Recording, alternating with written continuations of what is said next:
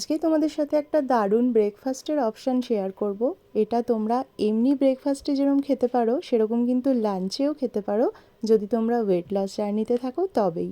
আর এটার মধ্যে রয়েছে পনির গ্রেট করা, সাথে শসা, পেঁয়াজ, টমেটো, একটুখানি রক সল্ট আছে, তার সাথে গোলমরিচ গুঁড়ো আছে, আর কিছুই দরকার নেই। আর তার মধ্যে আমি একটু বাটারটাকে ব্রাশ করে নিয়েছিলাম গ্রিলার প্যানটায়, আর ব্রাউন ব্রেডের একটা দিক শুধু সেঁকেছিলাম, কারণ সেটা ভেতর দিকে থাকে বলে।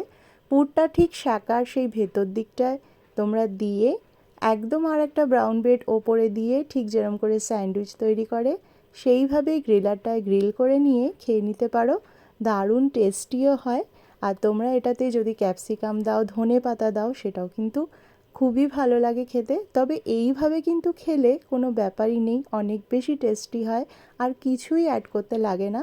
আর যারা অফিসে যাও তারাও কিন্তু এটা ক্যারি করে নিয়ে গেলে ভীষণ ভালো পেট ভরে। মাত্র 2 পিস স্যান্ডউইচেই কিন্তু তোমাদের লাঞ্চটাও কমপ্লিট হয়ে যাবে। কিছু কিছু ব্রেকফাস্ট অপশানগুলো এত চটজলদি তাড়াতাড়ি তৈরি করে নেওয়া যায়, আর তার সাথে অনেক বেশি হেলদি আর টেস্টিও হয়।